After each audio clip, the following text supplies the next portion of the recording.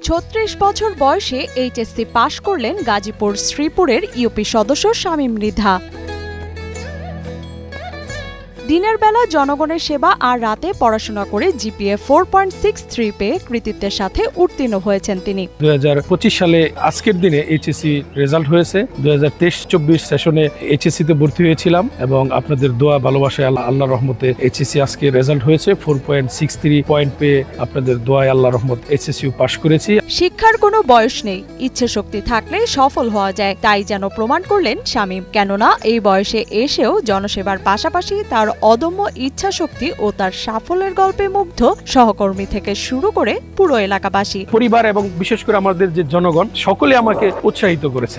আজকে থেকে 8 বছর আগে, আজকে যে দিনে রেজাল্ট হয়েছে, যেমন আমার আনন্দের দিন, আজকে আমার বেদনার দিনও। আজকে থেকে 8 বছর আগে আমার মরহুম আব্বাজান এই দুনিয়া থেকে আমাদেরকে চির বিদায় দিয়ে এতিম করে আল্লাহ পাকের ডাকে সাড়া দিয়ে পরপারে চলে গিয়েছেন। আব্বাজান বেঁচে থাকলে সবচেয়ে বেশি খুশি হতেন যে আব্বার আদরের ছেলে আজকে এইচএসসি পাস করছে, জনপ্রতিনিধি হয়েছে। আব্বার স্বপ্ন ছিল তার ছেলে যেন জনপ্রতিনিধি হয়। মরহুম আব্বাজানের স্বপ্ন আল্লাহ পাক বাস্তবায়ন করেছেন আমার ওয়ার্ডের মানুষের দ্বারা। শামীমের শিক্ষাযাত্রা শুরু হয়েছিল কওমি মাদ্রাসায়। সেখানে 5ম শ্রেণী পর্যন্ত পড়ার পর হাফেজি সম্পন্ন করেন তিনি। তবে বাবার মৃত্যুর পর সংসারের দায়িত্ব এসে পড়ে তার কাঁধে, ফলে থেমে যায় লেখাপড়া। আমি 2006 সালে মাওনা চৌরাস্তা দারুল উলুম কওমি মাদ্রাসা থেকে হাফেজি পাস করেছি এবং পরে বাবার ব্যবসা পরিচালনা করার জন্য লেখাপড়া বন্ধ করে দিয়ে বাবার পড়াশোনা করে বাবার ব্যবসা দেখাশোনা করেছিলাম এবং 2008 সালে পরে 8ম শ্রেণীতে ভর্তি হই। ভর্তি হওয়ার পরে আবার আব্বা অসুস্থ হয়ে যান। তারপর আব্বা অসুস্থ হওয়ার দরুন আব্বার ব্যবসা পরিচালনা করার জন্য আবার পড়ালেখা বন্ধ হয়ে যায়। দীর্ঘ সময় পর 2022 সালের ইউনিয়ন পরিষদ নির্বাচনে সদস্য পদে বিজয়ী হন শামীম। এরপরই যেন তার জীবনে আসে এক নতুন মোড়। নির্বাচনে প্রচারণার সময় জানতে পারেন ইউপি সদস্য হতে অন্তত এসএসসি পাস হওয়া প্রয়োজন, আর এরপরই তার মনে নতুন করে শিক্ষা অর্জনের আগ্রহ জাগিয়ে তোলে। 2022 সালের 5 জানুয়ারি ইউপি নির্বাচন করেছিলাম। নির্বাচনের আগ মুহূর্তে যখন আমি শুনতে পাই যে নির্বাচনের সময় মেম্বারদের যারা সদস্য নির্বাচিত হবেন তাদের ন্যূনতম এসএসসি সার্টিফিকেট প্রয়োজন, নির্বাচনের সময় যখন এই কথাটা চাউর হয় তখন আমি আবার পড়ালেখা শুরু করি। আমার চিন্তা ভাবনা হচ্ছে যে সামনে অনার্সটাও কমপ্লিট করার জন্য একটা চিন্তা ভাবনা আমার আছে এবং এটাও একটা স্বপ্ন যে অনার্সটা শেষ করতে পারলে মোটামুটি ছোট ভাইরা লেখাপড়া করতেছে তাদের কাছাকাছি থাকতে পারলাম আর এটা ওইটা না, কাপড় ধোয়ার একটাই সলিউশন, চাকা অল-ইন-ওয়ান।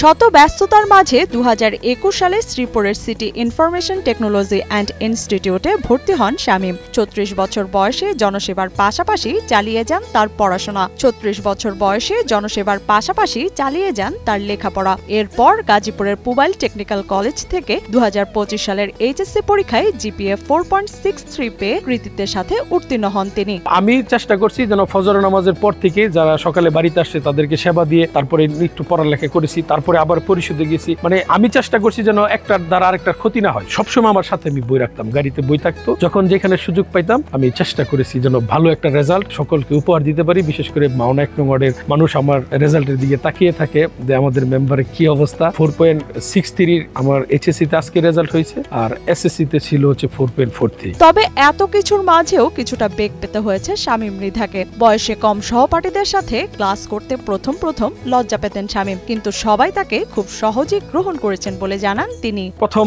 পরীক্ষা দিতে যাই তখন লজ্জা পাইতাম, কারণ হচ্ছে সবাই আমার অনেক ছোট ভাই যারা আছে, আমার ছোট ভাইদের অনেক জুনিয়র। তাদেরকে যখন আমি বিষয়টা বললাম যে আমি একজন ইউপি সদস্য, আমার তো জনপ্রতিনিধির পাশাপাশি আমার পড়ালেখাটা করতে হচ্ছে এবং এটা আমার বাবার স্বপ্ন ছিল এবং আমার একটা স্বপ্ন যে আমি যেন ছোট ভাইদের পাশাপাশি আমি শিক্ষিত হতে পারি, তখন তারা এটা খুব পজিটিভলি নিছে এবং খুব ভালো করে আমাকে তারা সম্মান করতো। 16 অক্টোবর এইচএসসি পরীক্ষার ফলাফল প্রকাশের পর সবার নজর কাড়েন শামীম। এই বয়সে তার শিক্ষা গ্রহণ অন্যান্য মানুষকে অনুপ্রাণিত করে তুলবে বলে মনে করেন তিনি। পড়ালেখা করতেছে এটা যেন তাদের একটা দৃষ্টান্ত হয়, মানুষ যেন বলে দেখো এই 36 বছর বয়সে আমাদের মেম্বার সাহেব এসএসসি পাস করছে, তুমি কেন পারবা না। এই জন্যই পড়ালেখাটা করছি। আর ভালো সে এলাকার মেম্বার, আমাদের প্রতিনিধি হিসাবে একজন সাধারণ জনগণের সেবক যেটুকু পালন করে সে ততটুকুই পালন করছে, লেখাপড়া করছে, এতে আমরা খুবই খুশি, খুবই আনন্দিত। এদিকে ইউপি সদস্য হিসেবে শামীম তার দায়িত্বশীলতার মাধ্যমে মন জয় করেছেন এলাকার সাধারণ মানুষের। শামীম মৃধা হতে পারেন সমাজের পিছিয়ে পড়া মানুষদের দৃষ্টান্ত, এমনটাই দাবি সুশীল সমাজের। এই বাবার স্বপ্নকে বাস্তবায়ন করতে গিয়ে আমি এলাকার মুরব্বীরা এবং আমার পরিবারের সকল মৃধা পরিবারের সকল সদস্যদের